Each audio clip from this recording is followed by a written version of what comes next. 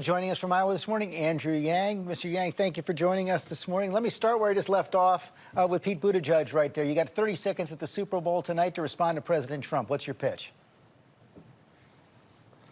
We're living in a country where 78% of us are living paycheck to paycheck. Almost half can't afford an unexpected $500 bill. Too many Americans are being left behind in the 21st century economy.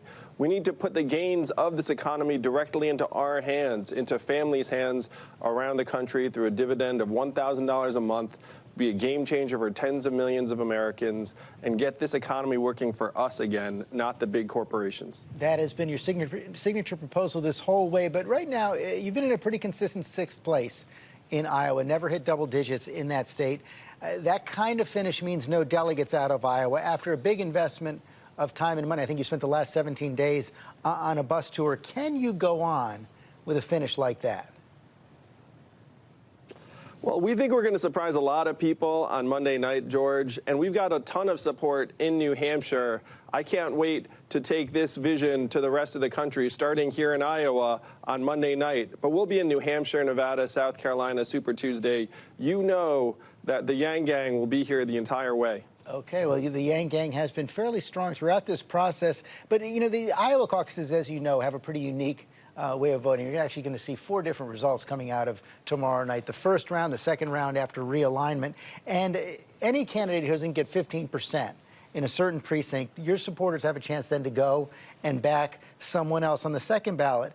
Where do you expect most of your supporters to go in those precincts where you don't hit 15%?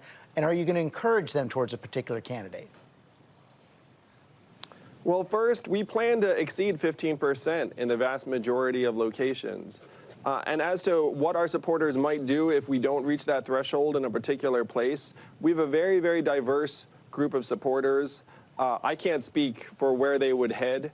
I do have a sense that many of them have supported Bernie in the past, but many of them supported President Trump, and they might just leave. So there are a whole range of possibilities, and I can't speak to the minds of literally thousands of Iowans. And you're not going to give them any kind of direction or encouragement in that way? Well, right now, we have no plans to do so. Michael Bloomberg, I talked to Mayor Pete about that as well. He's starting to eclipse you in some of the states coming up, and he's going to be, for the debates after New Hampshire, the DNC has changed the rules. They've dropped that donor requirement, something you've actually been pushing for an awful long time, so that Mayor Bloomberg will be able to participate. Bernie Sanders argues that that's rigging the system for a billionaire. What's your response? Oh, it's so interesting, George, because the fact is, Mike Bloomberg could have gotten himself on the debate stage anytime he wanted. It's pretty straightforward to meet the donor requirement. He could have just made that happen through online spending. And so I'm not sure this is a development that he's going to welcome, frankly. I think the DNC looked at this and said, we need to get Bloomberg on the debate stage. This change is clearly tailor-made to deliver him to the debate stage. And the question is whether this is a move that Mike's excited about or whether Mike's indifferent to or even negative towards. You excited about debating him?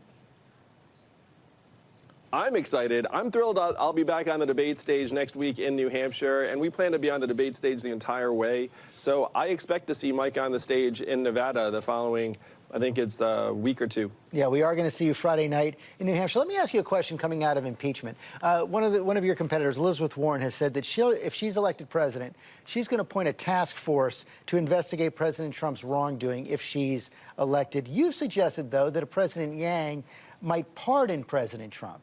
Why? Well, you have to see what the facts on the ground are, and certainly I'd listen to the guidance of my attorney general. But if you look, George, at history around the world, it's a very, very nasty pattern that developing countries have fallen into, where a new president ends up throwing the president before them in jail. And that pattern, unfortunately, makes it very hard for any party to govern sustainably moving forward with a sense of unity among their people. And so to me, America should try to avoid that pattern if at all possible. Let me ask you a final question. You've been one of the most improbable candidates of this cycle. You've had a lot of success. You made it onto the debate stage so many times. Let me ask you a question. Take some truth serum. Did you believe at the start you'd get this far? I genuinely did, George, because I know that the American people realize our government has been decades behind in addressing these challenges that are growing stronger and stronger all the time. We are 25 years behind on technology at a time when technology is transforming our way of life before our eyes. I knew there were millions of Americans just like me who wanted a different approach to solving our problems and leading us forward in the 21st century. My biggest surprise is how much I enjoy a bus with my face on it. My kids love it too. I feel like I became a cooler dad as a result. Well, that's a real bonus. That's pretty great. Look forward to seeing you Friday night at the debate. Thanks for joining us this morning. See you on Friday, George. Thank you. Hi, everyone. George Stephanopoulos here. Thanks for checking out the ABC News YouTube channel. If you'd like to get more videos, show highlights, and watch live event coverage, click on the right over here to subscribe to our channel. And don't forget to download the ABC News app for breaking news alerts. Thanks for watching.